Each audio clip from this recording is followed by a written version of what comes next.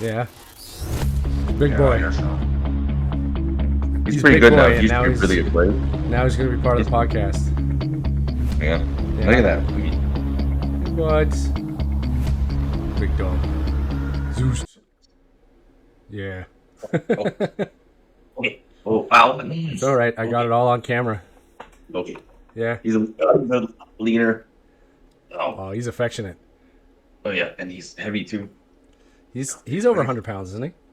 120. Yeah. Mastiff. Big boy. But, yeah. His dad was way bigger though. His dad was like buck 40, buck 50, I think. That's getting close to wolf size. Yeah. His mom was small. It was like 80 pounds small. Small. 80 pounds. Small mastiff. Yeah. That's like my sister's Yeah. husky. Oh, it's only 80 pounds. I know. Like it's only. Still. Yeah. It's all fun in games until he like books it after like a rabbit or another dog, and then Yeah. it's like all hands on deck. He's I guess sorry Zeus, you're not allowed in my backyard. Don't be sad. It's just the rabbits might get spooked. Actually, they would. I kicked open the gate the other day because my hands were full. And I just saw both of them shoot across the lawn. They're like, "What was that?" I'm like, "I'm sorry." They're really like scared creatures. Eh? I guess they have to be. They're so small. Yeah.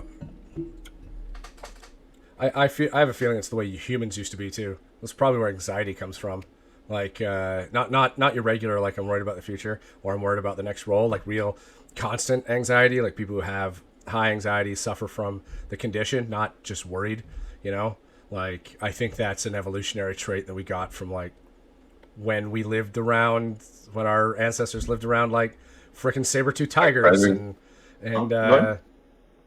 and what are the giant sloths and stuff and cave bears Yeah. where they're like Yeah. Like something is going to eat me.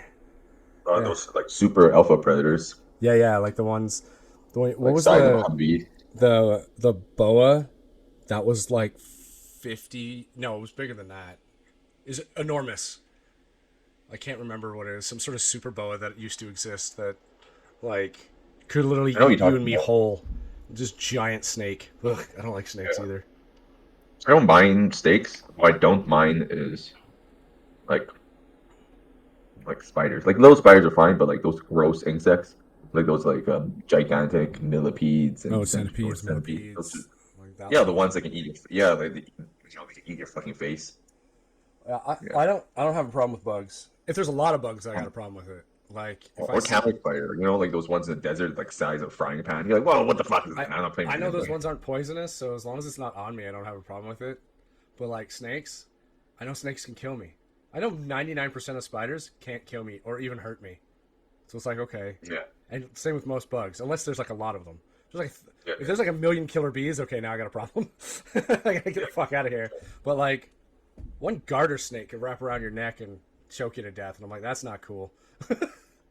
Like a garden snake? I don't think a garden snake killed me unless I'm sleeping. There's a story my friend had where they friend of a friend story. The friend of a friend had a snake, right?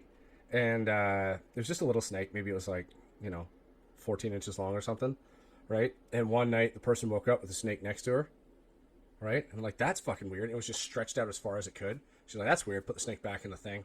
2 nights later, same thing. It's like, that's what is happening. So she goes to like the vet and is like, what's happening? My snake's acting weird.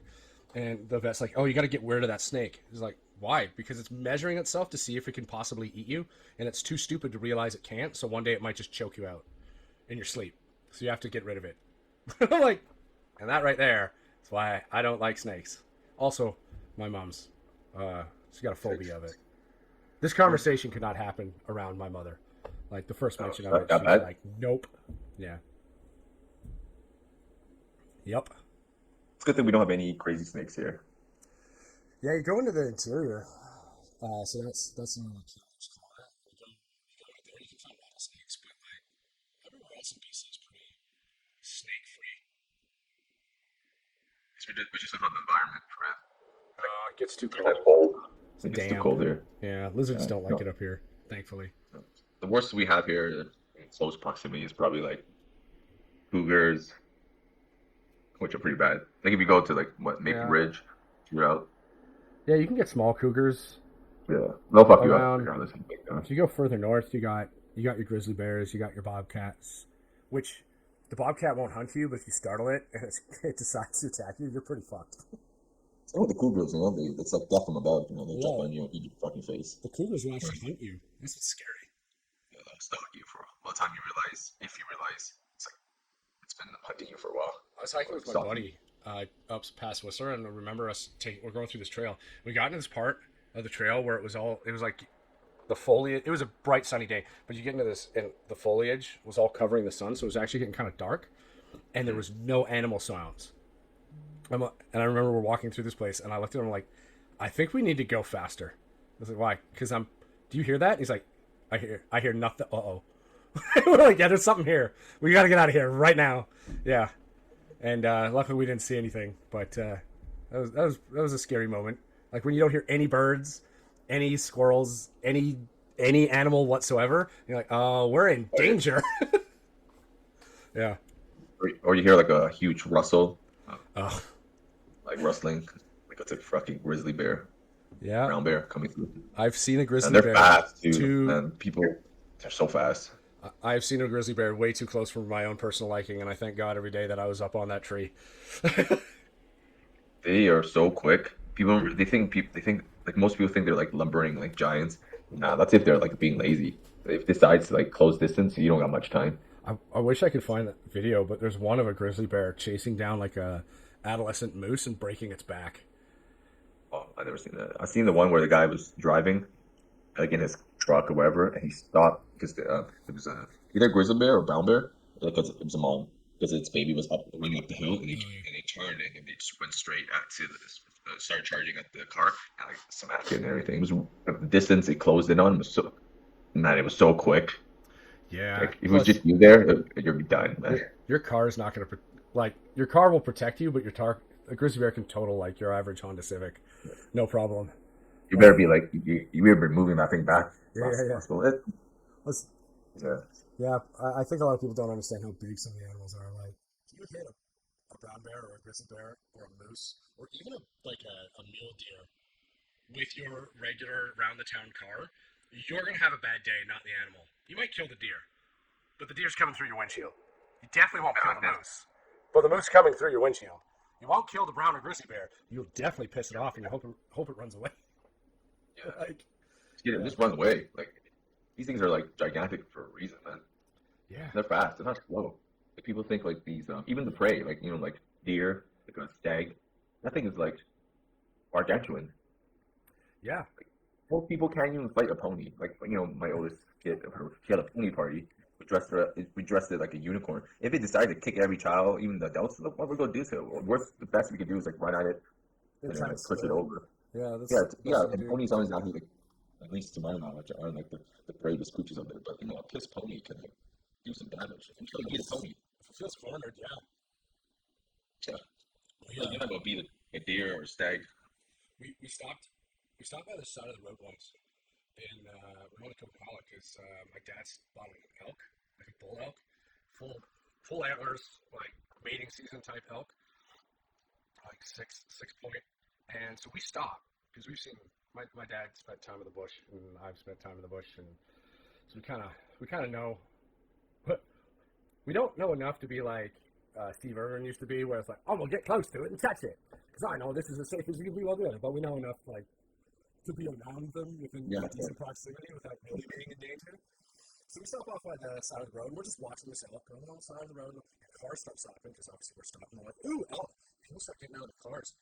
And we're standing by the back of the truck, SUV, right? We got the doors open. And this thing comes at us. We're going in the car, closing the door, and keys in the ignition, driving away, right? Because we're not going to shoot it. That's not why we're there, plus a whole bunch of laws. We just wanted to have a look at this thing, because it's cool. So, like, would you go into 9 times 10, you're not going to go into somebody's house and be like, that's really cool when they charge you. Cap the thing. Like, that's not cool. Right? So we're just watching this out, and people start slowing, getting out of cars, they start getting out of cars, closing the doors, and like, those are not highways, right? Not freeways, this is what Canadians call highways, because they're elevated off the ground. So pretty much all highways have this little ledge that goes down to the forest, right? Almost all. People start going down so they can get closer to take a picture. My dad spent like 5, 6 years in Africa. Um, like going up to animals and looking at stuff. So he's got a whole bunch of stories. I should post his book somewhere. Sure, yeah. But so he just starts looking at these people like, what are you doing? What are you getting so close to this elk? If it charges you, it's gonna kill you. Because like elk, antlers, and deer, they're sharp. Like they will scare you. And we're just eventually after like 10 minutes of these people getting closer and closer, we're like, well, if we say anything, we're either gonna spook the elk, right? So it's not even gonna charge, it's gonna run away. So we're like trying to be like, hey, too close. And they're all ignoring us, like about 10 people at this point have stopped off and they're all trying to get closer. And we're like, all right, if they die, they die. They drove off. Most people are pretty ignorant, you know, like they live like a really sheltered life, and they're like they haven't educated themselves, you know, or something about nature, like, or they're pretty desensitized, you know, because of TV and stuff. Like, oh, they'll keep animals, they'll keep bear, you know, or look at this cute like predators. It can't be that bad. But the thing is, like, elk isn't a predator, but it's fast enough to like just ram into you. You're dead. It's heavier than you. It's faster than you. It's stronger than you. Every physical advantage it has. And if it feels threatened, there's only two options for it: run away or skewer you, and you're the smaller thing. So it's easier just to clobber you and run away. Yeah, I've seen videos too. Like people say, "Oh, don't worry, I'll know when to move back." I'm like, you know, I think, fuck, you're not going to be able to move fast enough. You can't move out of the way of your own like fucking like that dog. Like, how are you going to stop like this thing? Yeah, we were like predators. We were about 200 meters from this thing, and it was in the bush, and we were up a hill. So we're like, okay, we're close as we want to get, because if it does start coming this way, if it leaves the bush, we have just enough time to get in the car, like seconds. But if you are not outrunning a quadruped up a hill and getting like you, as a human, you're just not. Yeah. So you're right. A lot of people are ignorant of wild animals, and no matter how much they watch the Discovery Channel, until you're around them, you don't get it. You just don't. Well, I think people also at the same time, not only do they like underestimate like how dangerous like wild animals are, like especially like large ones, medium to large ones, but they overestimate like how athletic they are. Like the peak human physical condition, like the best athlete on the planet, is like nothing compared to like an owl-shaped elk. Like a dying, like an elk that's dying. Yeah. Will kill you. And so yeah, like the sick wolf that the pack has like thrown away, it's gonna murder you. You're not gonna fight it. Most people can't even beat up their dogs. I'm not advocating you going out there to beat up please your don't hurt dog, your dogs. That's not what we're saying. We're saying your 30-pound terrier will fuck you up. Yeah, like people are afraid to pet their like Chihuahua. You know, like, oh, it's Chihuahua going raging. Like now, like if you can't beat a little dog, like what are you gonna do? People want to ban like pit bulls and stuff like that because they consider them dangerous, like a dangerous breed. Even my dog is considered like a dangerous breed. Yeah. But as you can tell, he's super sweet. And like he's like I can't fight him. He'll fuck me up. He'll fucking destroy me. I'll lose my hands if I kill him somehow with a weapon. I'm be missing a hand, missing a foot, missing body parts for sure. Like, yeah, no, I won't come out the same. Very unlikely unless that weapon's a gun. I'm trying to. Yeah, that's why we used spears and arrows before we had a gun. I'm trying to remember what the silly stat was, but it was something like 80% of American men believe they could beat a lion or something. It's like, a bear, a bear or a lion. What? No, you cannot. If the lion. Yeah, if the lion's a cub, yeah, it just came out of the it's womb. like 2 weeks old. Maybe it could probably still scratch the crap out of you, but maybe. I mean, like a full-grown lioness. Forget even like a big male lion. Just a full-grown lioness will just feel like you're dead. You're dead. There's absolutely nothing you can do. 80. I don't know what the exact percentage is, but it's pretty ridiculous. Like even if it's like 50% of men think they can beat like a lion or a bear. The thing is, like, straight up 50% of like men in the United States, maybe even Canada, even are like morbidly obese.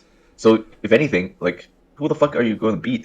Like, yeah, I don't know what the obesity rate for men is in Canada, but it's quite high in the U.S. It's at least at the 40 to 50% mark.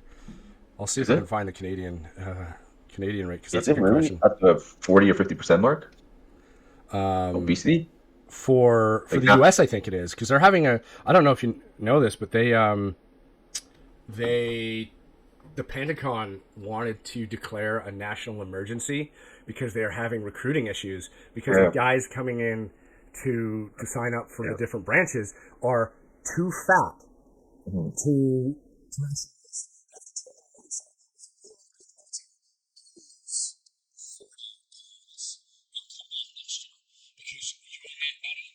you might die. Like you might Yeah, have a heart attack, you're not even trainable. or yeah, we can't even They get have to you. put in shape. Yeah, we can't even put you through basic training because basic training is too physically demanding for where you are now. You need to go hit the gym, go for some runs, change your diet, and then come back to us when you might actually be ready to do this military training, right?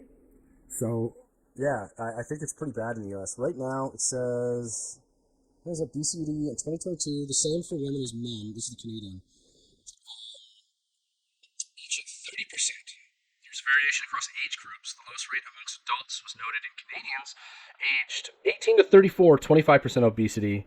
It peaked at 34 for those aged 50 to 64 and then declined again. So, yeah, somewhere between 25 to 34%, depending on the age cohort for Canada in the obesity rates. Yeah, but lower amongst the younger generation, which was cool. So, You said this, in America it's like 50%. it's pretty high last time I heard. That's really nice one. And I think there is a variation between, unlike Canada, I think there is a variation between men and women. Let's find the male rate. Estimated percent of men is 34%, 33% of U.S. men and 34% of women as of 2022. Okay. Estimated. Yeah, so we're not that different. I thought it was a little higher. So. It's not as bad. It's still pretty bad. Like, Yeah, but you got to remember that's considered obese, not just overweight. oh yeah, yeah. So Right. if we've been overweight, then it'd be probably 50%. Yeah. So because obesity is a body fat percentage, right? So Where I think if your BMI index is like over 36 points or whatever, how they judge it. I think that's usually how they do it, but that can be wrong. But I know there's a percentage. Because I'm technically obese according to the BMI. Did you know Yeah. that? I mean, like they don't take into account muscle. That's the thing, right? Yeah. Like that's why I don't like the BMI index too much because it doesn't take into account. It doesn't take into account ethnicity, muscle. It just is basically height, weight, calculate. It's not the best. Not the best. But in general, sedentary people, I think it'd be all right. Yeah. I mean, like if you do your BMI and you calculate it, it'll give you an idea for sure.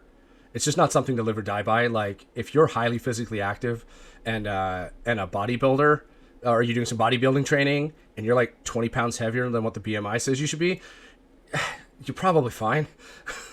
But if your BMI is over 30 and you don't walk around your house, yeah, that's a I mean, problem. like most of the people in the NFL would be considered Yeah. overly obese or like obese or what because they're so fucking jacked and humongous. You're not gonna tell me a defensive lineman is like obese, right? But according to the BMI, that person's like at least overweight. So, Yeah, it's I'm definitely overweight for someone who's 5'10", but I'm not obese. But then again, I could never get down to 180 pounds. I was we're 190 the same pounds height. in I'm grade 200 8. pounds. Yeah, Yeah, I'm 200 pounds right now, and I'm 5'10". We're the same height, so I'm thinking I'm gonna go down to 185 pounds. That's crazy, man. yeah. So that's why you need 30% body fat for men is considered obese. Yeah. So if you have 30% body fat or more, you're considered obese. Last time I I took am far. a body fat percentage test, I was at 18. So, but yet I'm 250 pounds. So I don't know what to tell you. Is what it I is. mean, like, yeah, I don't know what my is. I know I have abs, but that's it. And I don't really care because, like, you know, I'm in like the second heaviest weight class for jiu-jitsu, I guess. Is there? I think it's like 198. After 198, it's like it depends I like the think it's organization. 205 or Then it's like 207 heavyweight. because it's in kilos sometimes. So there's that Yeah, weird discrepancy.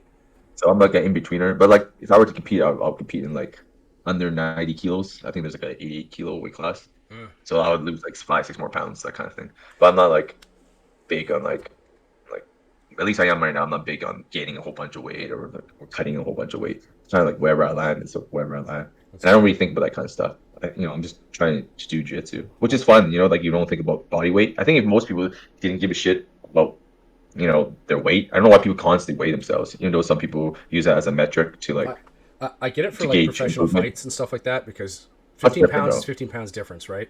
Like Yeah, in yeah. when it comes to professional fights, for people who just weigh themselves all the time, the scale is just an. I always consider the scale just another tool.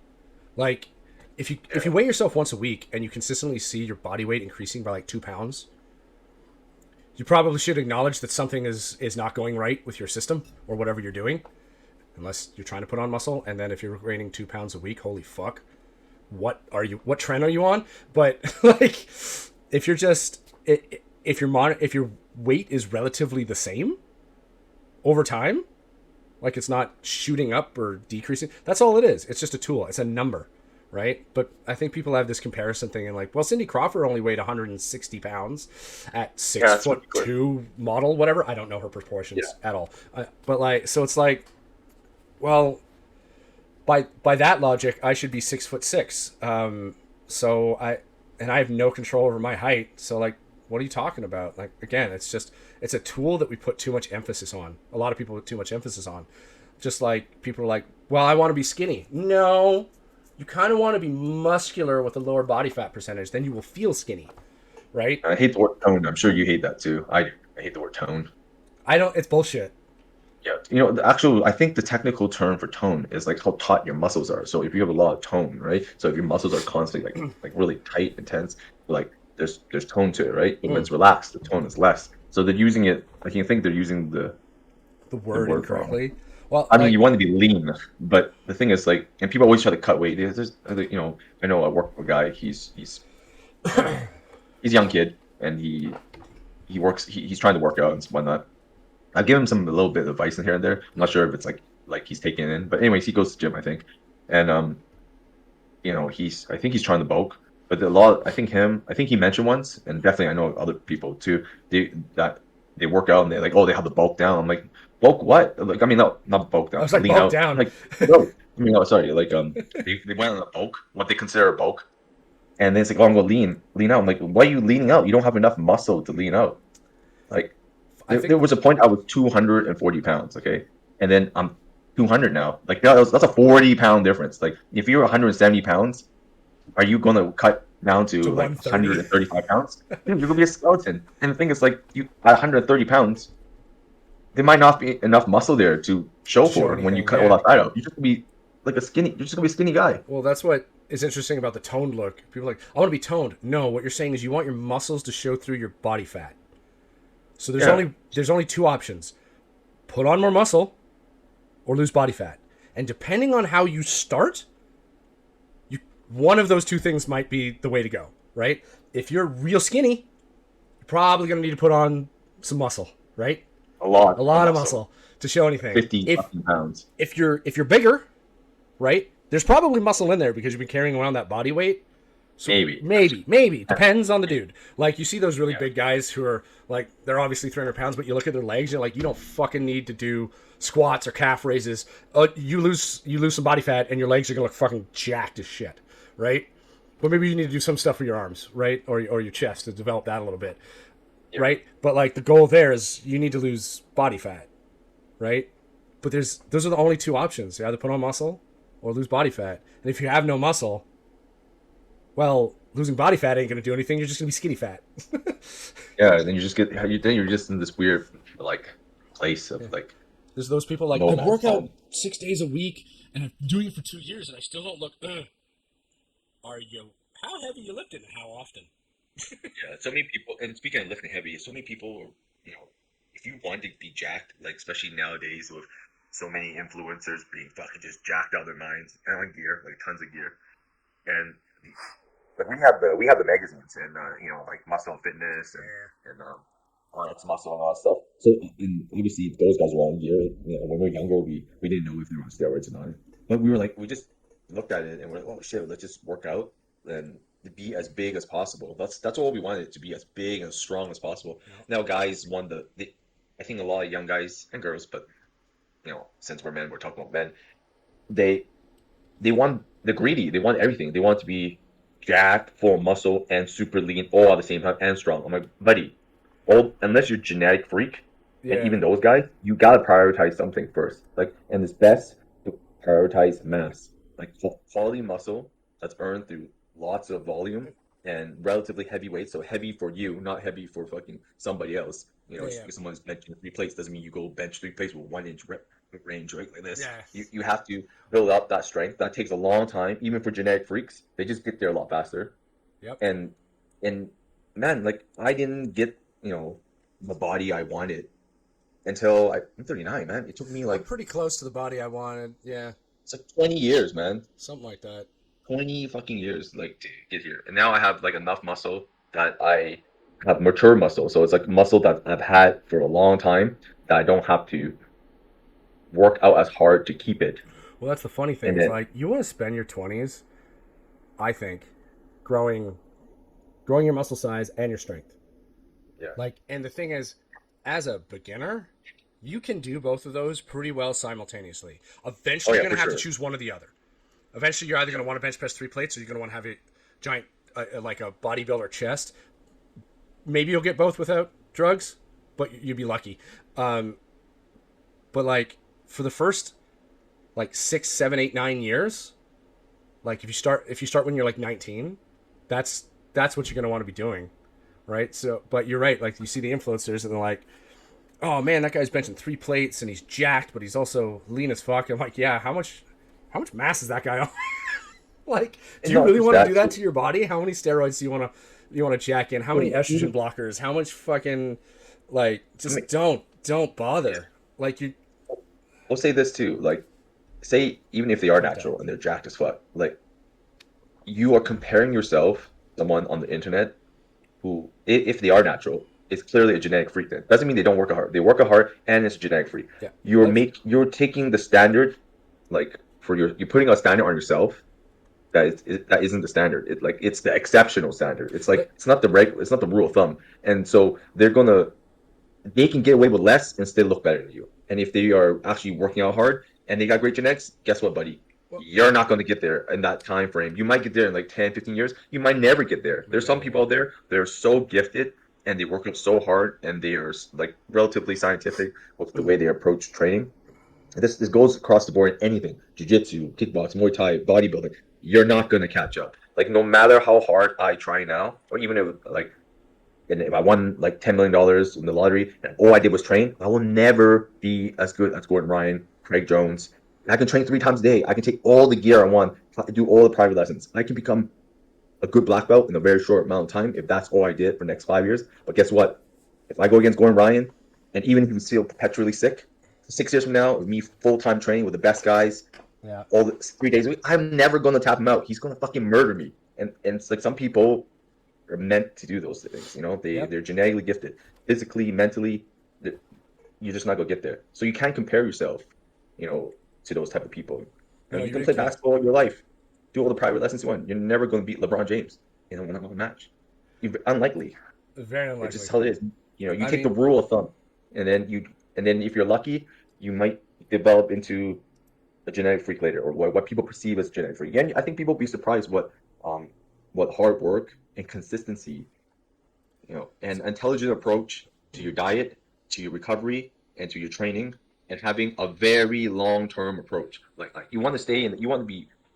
It's nice to be jacked in your 20s, take a bunch of gear, or you can, you know, train for 20 years, get a pretty good body, great understanding of training, and then if you need to, like I did, take gear, and then on top of it, and now you can suit, well, like the one pursue thing you like said there that even I wanted to greater. Like, touch on was the consistency. Hard work is fine. Everybody talks about hard work, and it's like, yeah, you can go put in 2 hours of really hard work at the gym. If you don't show up the next day or the day after that, or you take a week off because you blow yourself to hell, like hard work is important while you're working. Consistency is almost more important. And I took a bit of like half a week off last week because my body was just feeling run down and my mind was kind of like overloaded and foggy. So I took a few days off and then I went back to some stuff. Every once in a while you need to do that, take a break. But before that, consistency was the thing. It's like Monday I do this, Tuesday I do that, Wednesday I do this, Thursday I do that, Friday I do this, Saturday I take a bit of a rest, Sunday I do this, right? And it happened every single day. That's what I did. It was on the schedule. Unless something went super sideways, that was happening. And it was actually being prioritized above almost everything else, right? Because that was the block that I had associated with that time and that time of day. And that's what I was going to do. And eventually, yeah, you do get to a point where you're like, my body's shot. I need a minute. I need a couple days of just farting around or doing some 20 minutes of steady state cardio or whatever, right? And that's fine. But consistency, in my opinion, is almost more important than hard work. Not quite, but almost. It's pretty 50-50 for me on that. Well, I would say that consistency is hard work. I agree That's a with good way to you. put it. I think like it's a part of it, right? Because it's hard to be consistent. It's hard to be like, man, I need to go to the gym today, but I don't want to. But I know if I miss it, it's just gonna be like a domino effect, and then I'm just playing catch up, with my own training program. And that's the And thing you is you have never to have really catch up. sacrifices if you want. Like you need. When I was competing in powerlifting, man, I was straight up lying to my friends and family, like my extended family, when they invited me to things. I'm working or I'm busy with this. I fucking deadlift. I used to deadlift, ladies. Or deadlifting. And I need to after deadlifts, I was destroyed. I'm not doing that. Fuck that shit. Like I'm gonna sit down and eat a whole bunch of food and relax. My kids, that was it. I didn't care. And the next day, I'm like, all right, I'll take my kids out, but I'm not gonna. If it involves any physical activity outside of powerlifting, I was like, I'm not doing it. No way. It's not. If I'm not fucking or lifting, I'm not doing it. I'm not doing it. Yeah, that's, And then, hey, I won in 3 years of training specifically for powerlifting. I won 2 provincial titles, and I had a deadlift record. Now it's like shattered now. Like people way stronger than me. But at that time, you know, I, I won. I was the strongest guy in my weight class, and because I was committed. I was also lucky. Like I had decent genetics. Like I have decent genetics for squatting and deadlifting. So, and I was consistent. There's so many days I didn't want to do deadlifts. Like, oh my god, I really don't want to do this. Like, I don't even love powerlifting. That's the thing. Like, I like it. Like a 7 out of 10. I did it because I set a goal out to be as strong as I could possibly be within a given time frame. And I say, okay, I'm gonna do it. And if I can't, it won't be for lack of effort. And then I did it, and then I stopped. But I've kept all the training principles, the same in my training. But with jiu-jitsu, now this is a jiu-jitsu podcast, so we'll have to bring it back to jiu-jitsu. We'll try to do it sooner rather than later. we always get there. Yeah. But the same thing can be applied for jiu-jitsu. All the things we just said right now, swap out the activity and put jiu-jitsu in there, and it's the same. It doesn't matter you're young or you're old. You're learning a new sport. You need not the thing when it comes to when we're talking about lifting. We have a journal, and we're prioritizing blocks. Like this is the hypertrophy phase. For the next 3 to 4 weeks, I'm doing hypertrophy. What are the percentages of hypertrophy and the rep ranges and how many sets do I need to get to? Certain volume, the same with strength, same with peaking, and then you rinse and repeat. The same thing for jiu-jitsu. You're not going to, very unlikely, unless you have lots of time and you're very gifted, that you're going to learn multiple guards at the same time and be amazing at top game. Like you're going to have to choose something. Maybe one type of passing for a few weeks. That's what you're doing. It's like just like building muscle and building strength. You're not going to build strength and muscle and peak at the same time. It's fucking possible. Yeah, you only got about 3 when or you are 4 your years of most that. jacked, you will not be at your most strongest. You only have about 3 or 4 years of that when you start, where you'll notice your muscles are getting bigger at the same rate your strength is getting bigger. But eventually, you're going to hit this part where it's like, no, you got to do one or the other, or you have to do those training blocks where, like, okay, here's a mesocycle of 8 weeks I'm doing in bodybuilding, so it's all hypertrophy, right? Very little strength, maybe a little bit in here, there, just so you don't lose it. And then, okay, here's 12 weeks of powerlifting, where the goal is just to push the upper limit of the number, right? And then you cycle those, and then you need to peak for competition. So, like, okay, so, yep, hypertrophy is basically gone, right, for this, and we're going to work towards a peak. But, like, it's the same with jiu-jitsu, and you can consider the peak in comp, right, if you are going to compete. Even if you're not, it doesn't matter. But, like, it's the same. It's like, okay, for the next 4 weeks, I'm working on single leg X. That's what I'm going to do. Whatever they're teaching in the class, I'll do the drill. But once it comes to that, why you can't doing your hard rolls, like you're purposely forcing that. Like you're trying to get there as often as possible. And even you can tell your training partners, like, listen, can we start with me on the bottom? 99.9% of the time, yes, people are going to say yes. So if if you're going to be pulling guard, they're going to be no problem. Yeah, and then they'll be like, I want to work on single leg X, and then that's opportunity every single time, and you can even be as specific as like every time I'll do single leg X and you pass my guard or you sub me, we'll restart straight away. Reset. You know, so I can have lots of So opportunities at single leg X. here's another And you point. do that for a few weeks. Those people who do the gi, the Oh, few going that gi watch now? that do the gi, so mostly a no-gi channel. But like for those that do the gi, because I do the gi once a week for fun. It's funsies. It's a really relaxing day for me. It really is. It's nice. I was talking to this dude, and he mainly does gi, and he's like, you know what, man? I always feel like when I go to no gi, leg locks are just like, it's a big hole in my game. He's another blue belt as well, and like I don't get them. I don't understand them, and I'm like, and I said this to him like, well, why don't you do them here? He's like, what? I was like, you can do leg locks and gi too. You're not allowed to heel hook per se, but the setup to the heel hook in no gi is the same as a setup to a straight ankle lock. Like it's the same. You can either do the top foot as the ankle lock, or you can switch to a straight ankle lock instead of the heel hook. But the point is get it set up, because then like work into the setup there, because then if you go to no gi, here's the difference between an ankle lock and a heel hook. Ankle lock, heel hook. That's it. It's a slight different. Like you're grabbing the heel instead of putting under the Achilles. Like that's it. So just work on it here. You can do that here, right? Maybe that's not what they're teaching, but that doesn't mean you can't do it. You can try it. So if you're worried about going to no-gi and getting like slammed with leg locks and you're primarily a gi person, just practice it in the gi.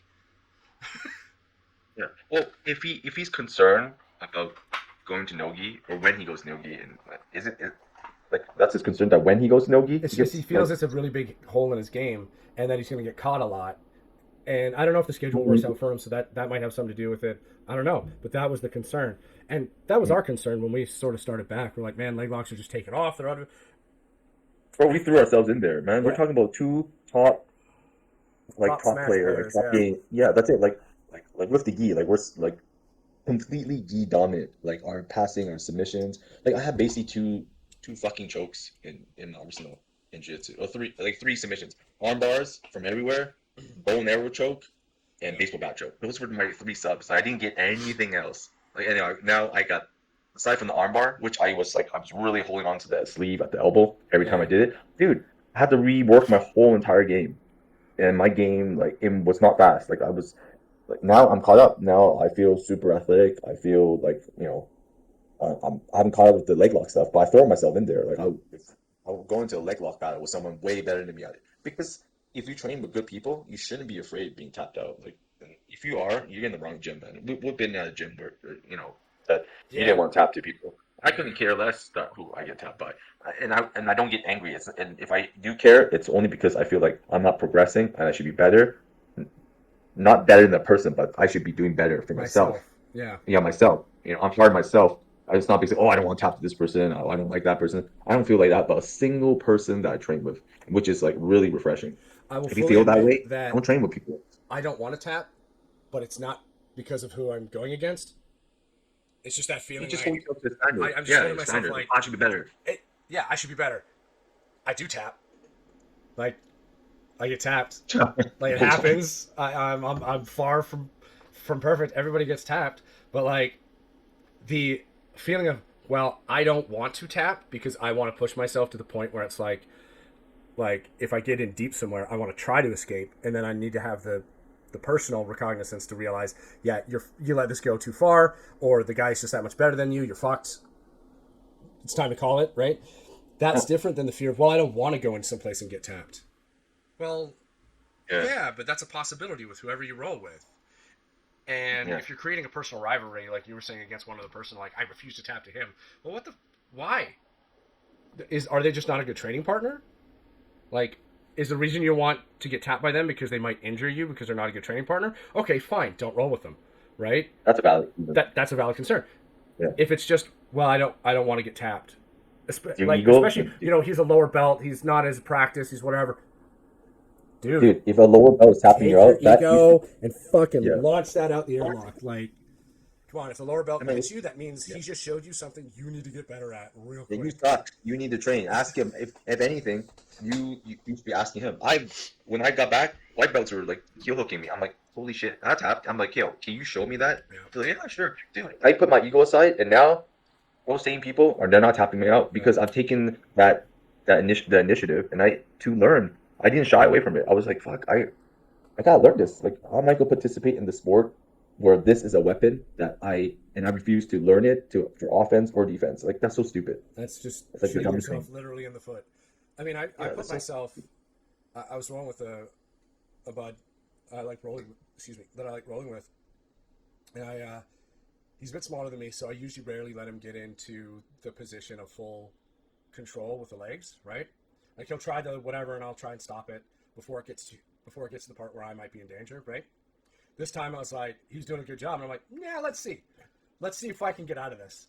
And there's a hair's breadth where I'm like, oh, I made a big mistake. I should have stopped, and then I managed to scoot my butt back, and he went backside 50 on me. So that's a pretty shitty place for you to be in with somebody's got your leg. But then I managed to sit on his legs and pull my knee onto his thigh, and I'm like, okay, I'm okay for now. But like, sometimes you gotta let that happen. Sometimes you gotta recognize. Like, don't get me wrong, he was doing a really good job.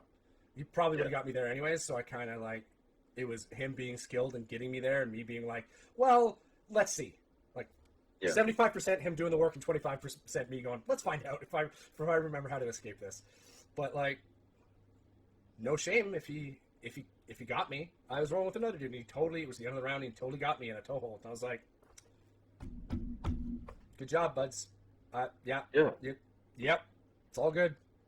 No, And no especially when shame, you no shade. get paired up, especially when you get paired up with somebody, it's a good opportunity to work on things like that you're not as good as, or even if you are good at it, to push the limits. Like, there's a couple guys I train with, they're white belts. I think they don't, because in my school, because primarily a no-gi school, I think currently at this point that all the people that were doing gi um, have You been mentioned that converted last to time. the dark side. So now we have no gi class currently, unless it's the 6 a.m. class on like a Tuesday or Thursday or something. Like a 6 a.m. or like 12 p.m. class. But anyways, basically it's like 90% no gi, and Our school's there's a split couple about 50-50 now. 50-50. It's Yeah. like it's a no-gi school basically our place. But yeah, the point I'm trying to make is that I don't know what belt they are, but they obviously have gotten a lot better from when they first started. Stripe belt, they can blue belt, like a two-stripe blue or like a three-stripe white. I don't know, but I let them. I don't let them. I hate that. I will fight a position, and then I'm like, oh, he's going for arm triangle. I'll let the arm triangle. Like, I'll fight it, and I'll let it get sunk in, and then I'm working on. Okay, I'm going to try to work my way out here, like a deep, deep arm triangle. And I know this guy wants it bad. Obviously,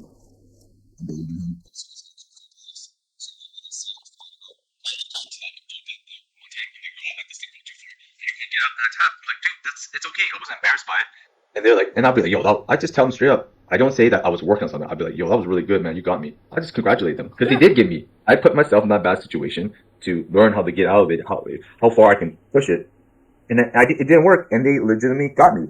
Yep. So like, you also have to be humble enough and to put yourself in that situation and throw your ego aside and be like, and congratulate the person because it gives them more incentive and they're going to get better. And because it forces you to get better, or you're gonna be left behind. So if you, I tried to have a really positive, I try to be a really positive teammate. Even if I beat the living shit out of them, when they're like exhausted on the floor, we pound fist at the end. I picked them up, as long as they're like not too floppy. I'll pick them up. But yo, that was really good. They're like, oh, you beat the shit out of me. I'm like, man, I'm like, maybe you feel that way, but it was way harder today. Even if it's not true.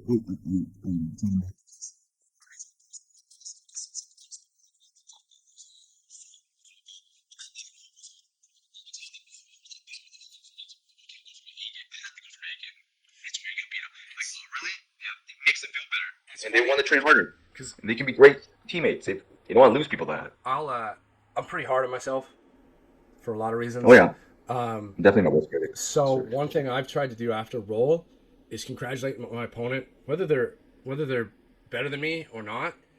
Just like, oh man, you were doing that really well, because that reinforces in my brain, like, okay, stop thinking, like, recognize all the things you did wrong, sure, but also remember what you did right. Right? Because Exactly.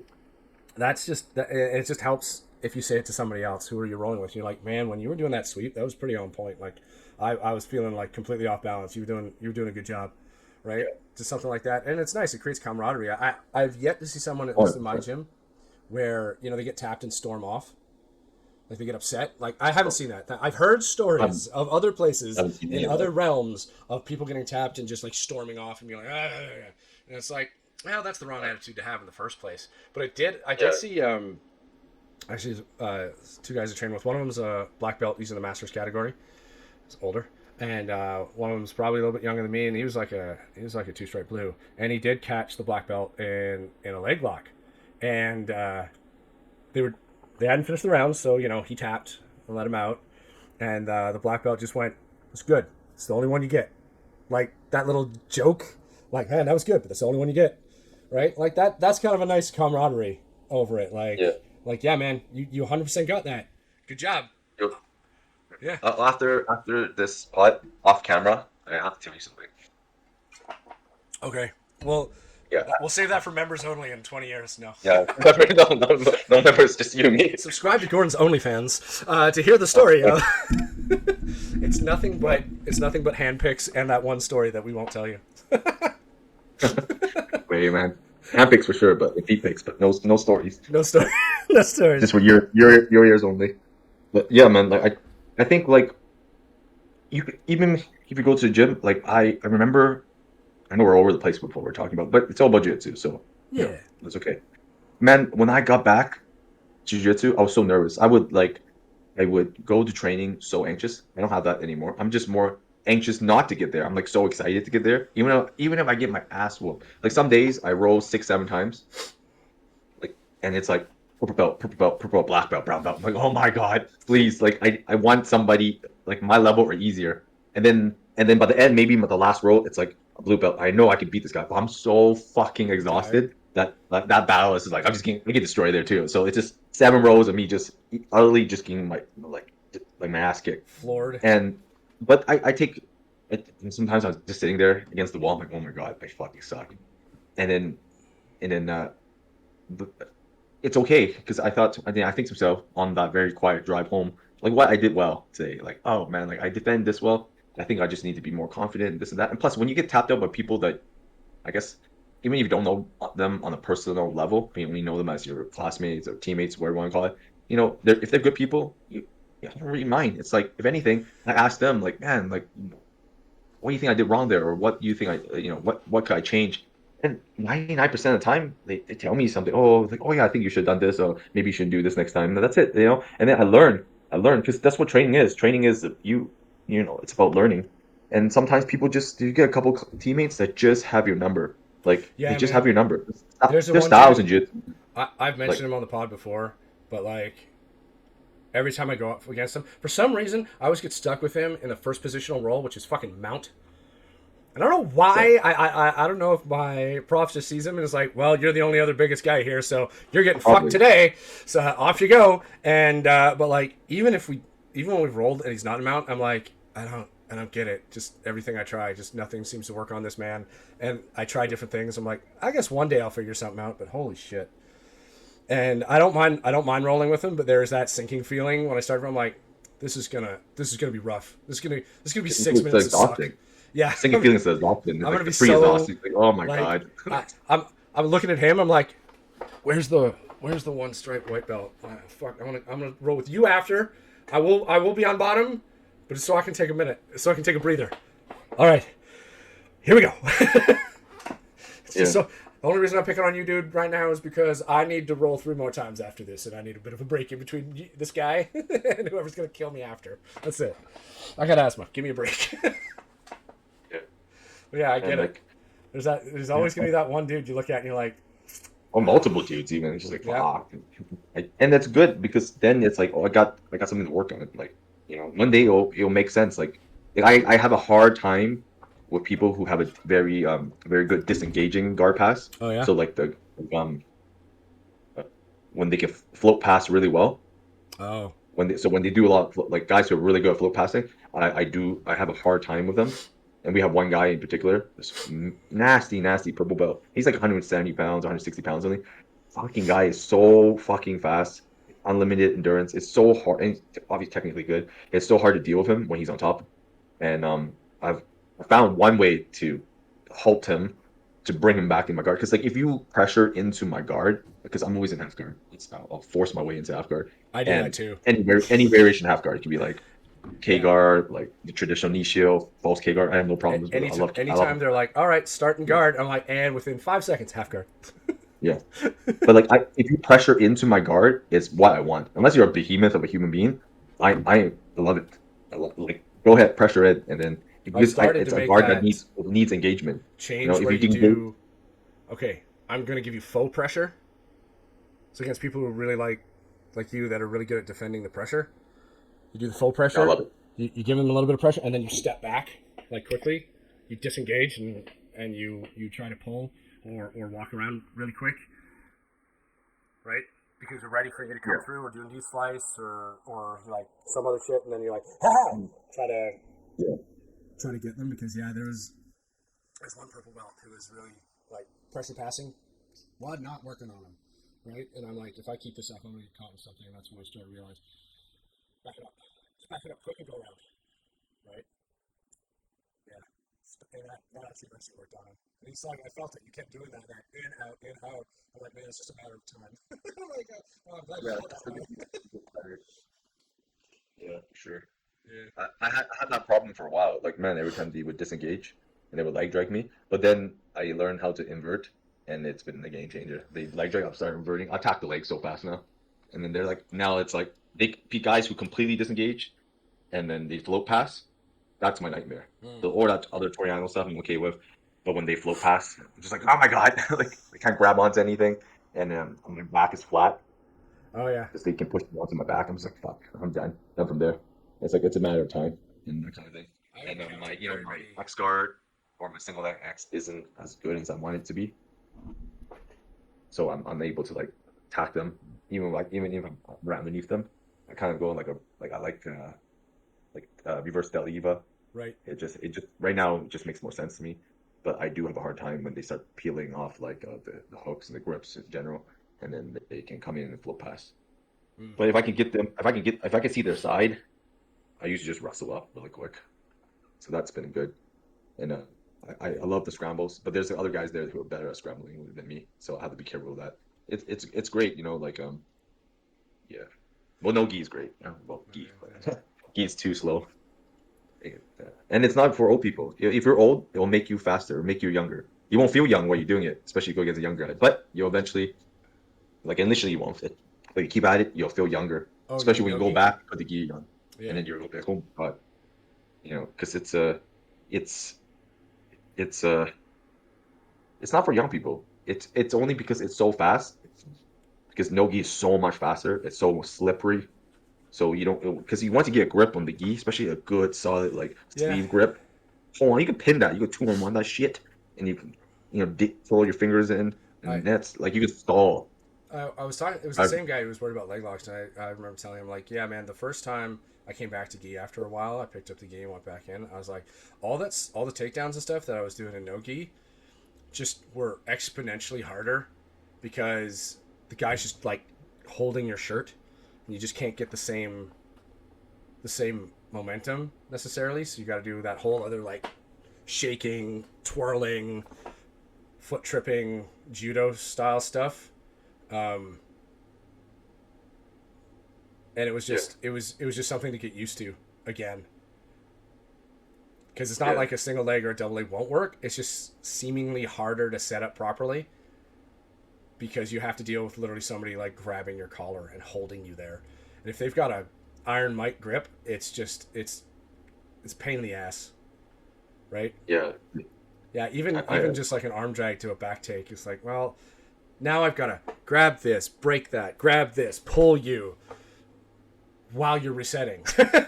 There's more. This seems so much more effort. Yeah, it feels like it's so much of a grip battle with like your sleeve, like your gi and their gi, rather than like I don't know explain it. Well, I'm not explaining it well. It's not free. It's not free.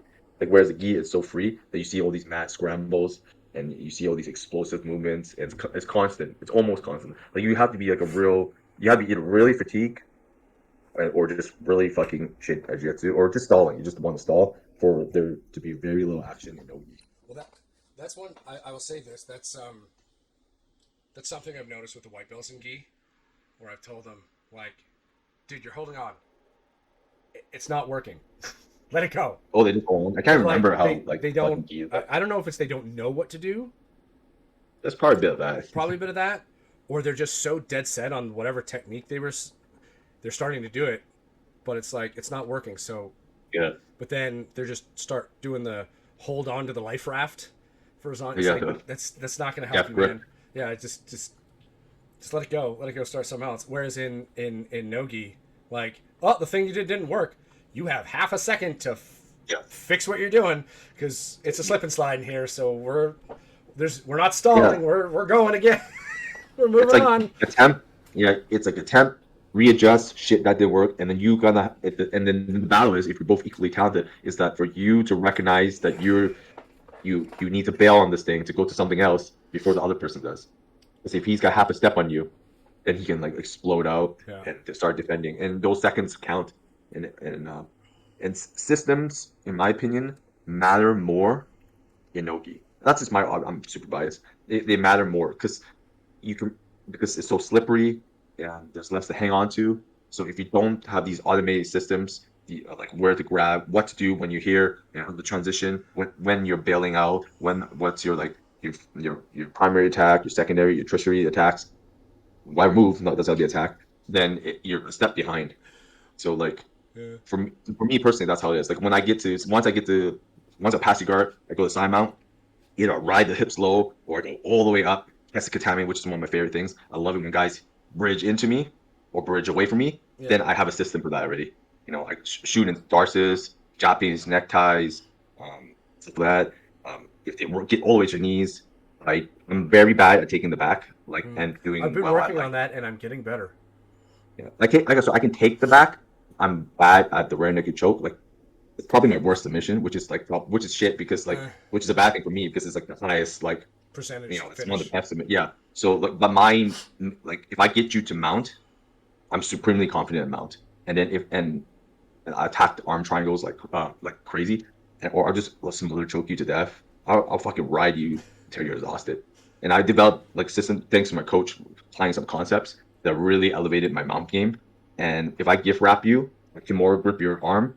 I drop back into armbar, and guys do the hitchhiker. Yeah. The way I do it, you can hitchhiker out because I keep the Kimura grip on you, and I won't break. I actually want you to hold on to your hand for as long as possible.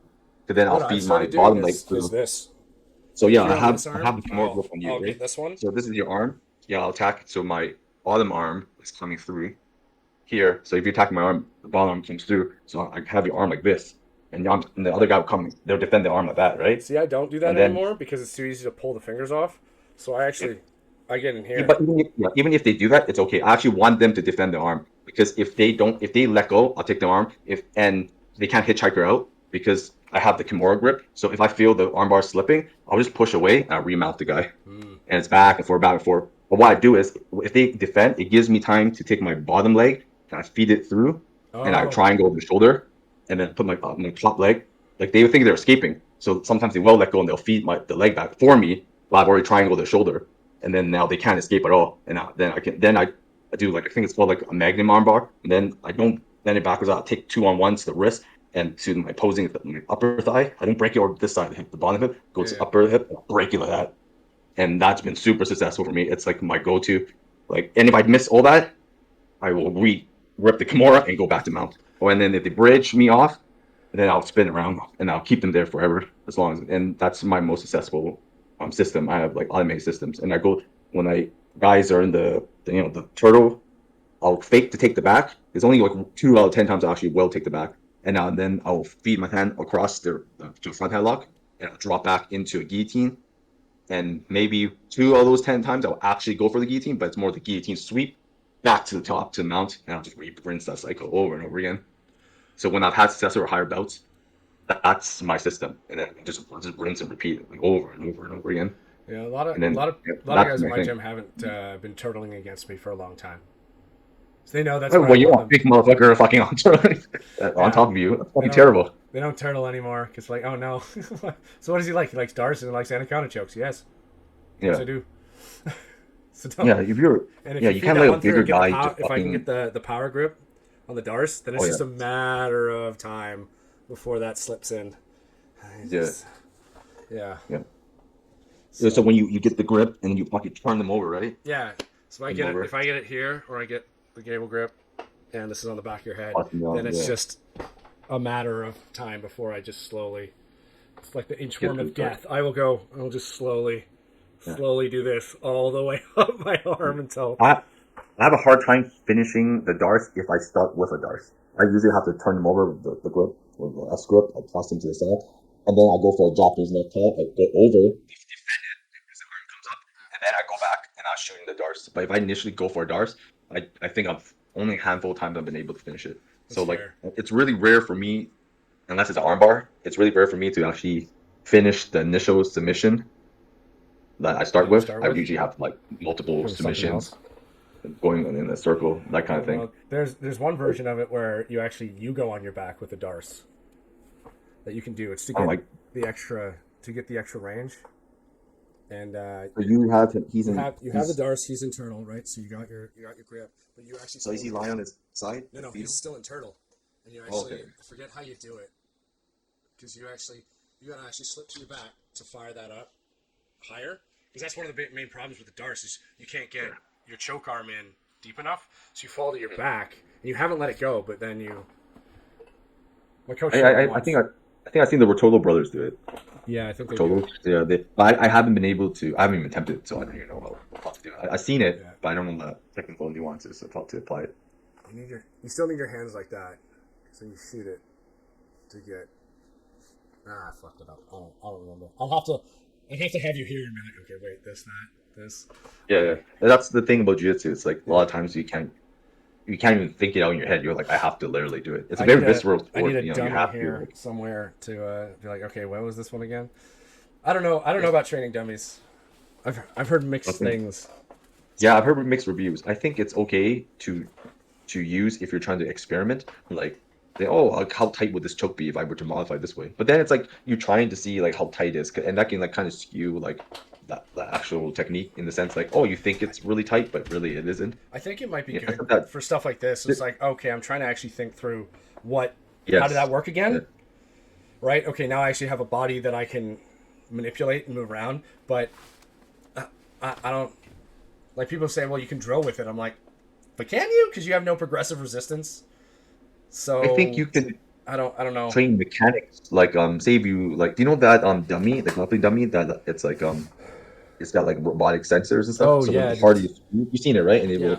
it It's will like turns expensive, but red when like you I get have choke on seen. super tight. Yeah, like you could put on a triangle and it'll tell you like how long it takes for the sub or if it's perfect. Yeah, you can ramp up. It goes like do do do do do do do, Yeah, and you yeah. go dee, and then that means you choke the fucker out. But in that sense, I think if you're to get something like that, that would make sense because a lot of times, like you're trying to do, say we do an arm triangle, and then it's like, oh, I think it's tight, and then you have to like, you don't know, you fuck up, right? But with I guess with this type of grappling dummy, this smart grappling dummy, you can try it like, oh shit, like I can't even choke up the grappling dummy, so then you can adjust around and be like, oh, this is how it Get the feels. feel So for it. like Yeah. little nuances like that, I think will work. But Sure, if you you, have the money to spend on that grappling dummy. yeah, I don't have the money for that, I and don't know how much it costs, sure as but hell. I remember looking up and being like, "Oh, no!" Probably close to the grand or something. Oh, Like I it's think it's more than American, that. so like I can't justify getting it. I would just No, go that to jiu-jitsu. I think that'd be like one fun thing. Like if your gym had it, you're like, "All right, I'm gonna play around with this thing." But for personal use, I guess Zuckerberg could buy it, no problem. But like for most people, I don't think. Well, I think if you train alone, like say if you only can go to the gym once a week for some reason because of your schedule, and you have this type of like AI smart grappling dummy, and you Yeah, just wanted to make sure like things were applied properly. Not you can't really do a whole entire like system on it. It's like, okay, I want to do the guillotine because the guillotine sucks, so let's try on this dummy that can sense pressure on the carotid artery where the carotid artery is supposed to be. It's like, oh, I'm doing it right, or I'm doing it wrong. So like I think that will work, but if your gym even has it, like I don't think it will be even. You, I don't see the point of even using it. You just can get like, a human being and be like, "Let me choke you," and then you can tap. If it works, if it doesn't work, you won't tap. That's how it is.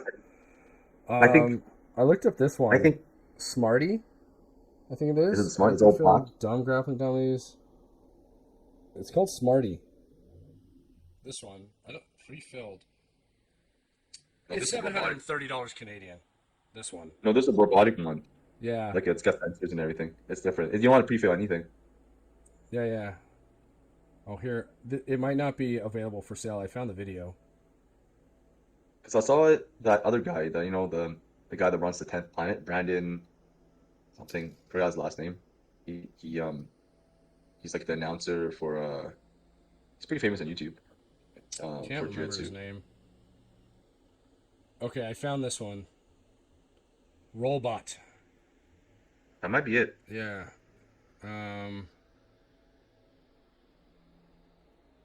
You know it's expensive when they don't put the price out.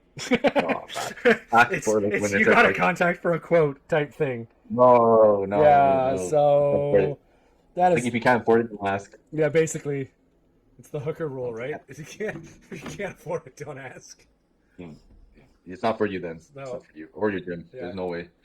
Yeah, you I think it would be you just have good to say for you want it, breaking and mechanics. hand over the cash. Yeah. But you know what? I also think it would be good for like devastating breaking mechanics. So like say like you would like you get a heel hook or like you get like a Aoki lock. It's like well if I put him an Aoki lock, like how fast would it be for just fucking snap his leg in half? So you can just go gung ho and you go blah full blast That and would then be you're good like to know holy for shit. you, yeah. So I Yeah, think that'd be so good to know for a lot of people, so people stop breaking other people's shit when they don't have to. I mean like It in doesn't happen training that you should often, take but it. like, come But on. in comp, like I think people should apply it and get near breaking or like fracture point. But a lot of people they hear a pop and they're like, "Oh fuck, I'm gonna reef the fuck out of this now." I was like, "Oh dude, like, come on, man." Yeah, I get it. I, I think on the professional level, where a lot of prestige and a lot of money is involved, break away like ADCC or Craig like the Jones trials. coming up, The Craig Jones $1 million, invitation. yeah. Yeah, you fucking break it. They go dude, people breaking their legs for fucking plastic trophies. Like if it's fucking $1 million online, I expect people to have their legs blown apart at this point. Arms just explode. What was Like, funny come on. is I think Jocko was training with some of the B team guys, and he said basically the same thing, like $1 million in line, a lot of pride. There's gonna be chaos. Oh yeah, Yeah, probably. So yeah, it's man. definitely gonna be some injuries, that's for sure. I mean, like, yeah, they were letting shit break for $10,000, man. Yeah. ADCC. So, like, what do you think is going to happen with a million? Gee, the only sad part about that is, and like we're joking about it, and there's truth to what we're joking about. Guys just let it break. The sad part is that like they're all so talented. Mm. So if they get their fucking legs blown out, it's just like fuck. Like that would suck. Like there's that kid I really like, Joseph Chen, B team. He's like 20 years old, and he's a prodigy, phenom. And I would hate to see him get hurt because that would put him back Years. so far back. Yeah, it's Yeah, man. breaking I your mean, fucking shin broken. Jesus, like that's a year away easily. we do joke about it, but I do hope nobody really gets hurt. Because yeah, that's even in competition, that's shitty. Like, Yeah, that's a bad time, and like that affects not only your training. The thing about injuries for high level combat athletes is it doesn't just affect your body; it also affects your income. yeah. Yeah, You because you can't can't train, train. so you can't put out tutorials or videos or Can't do anything. fucking whatever else, right? And God help you if it's a career-ending injury and you just can't do anything anymore. So then, like you're screwed. Do something Yeah, for your else. hoops. Yeah, and then like some of these guys, they have jobs outside that don't have anything to do with jiu-jitsu. It can affect them, right? Like it Yeah, will if affect you're them, and they want to. if you rely on your physical abilities for your job, like you're in emergency services or something like that, and suddenly you can't work for 3 months. Like that's in my case, right? So I work in healthcare. I'm on my feet the whole entire time, and I need to be able-bodied to do, to like work. Like even if I break my leg, I'm in a fucking air cast. I can't stand there for 8 hours, because that's what I'm doing, Yeah. standing and walking. And it's like I can't do it. If I break my leg, I'll be out of income. Yep. So like I don't work a desk job, unfortunately. I wouldn't mind, to an extent, because I feel like that I'll be bored out of my mind. Well, I But mean, even for me, it wouldn't affect my job necessarily, but it definitely affect my mental state. horribly, to the point where Oh, maybe yeah. I don't want to do my job. You know, it's a Yeah, little that different, sucks. but like it's just one of those things where, like, any injury is not great, but like if you get a devastating one, especially if you're like gung ho to win comp, like Yeah. we both lost at comp. It's not a good Mm. feeling. I can't It's not a imagine good what it means if you lose at comp and you're injured. Yeah. Oh, That's I just might find out if I plan on competing, right? So like well, even if you lose, I hope you don't get hurt. Of course, I'll come and show. yeah, for me, losing is one thing, but like getting hurt is like a whole different ballgame. Getting hurt, your pride getting hurt is very different from having your like tibia like just shatter. Yeah, yeah. I don't want. If it's a break, I hope it's a clean break. That's all I'm asking for. I'm not even asking for So it heals not. fast.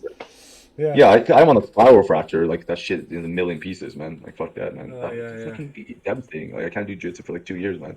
Like I can't let that shit happen.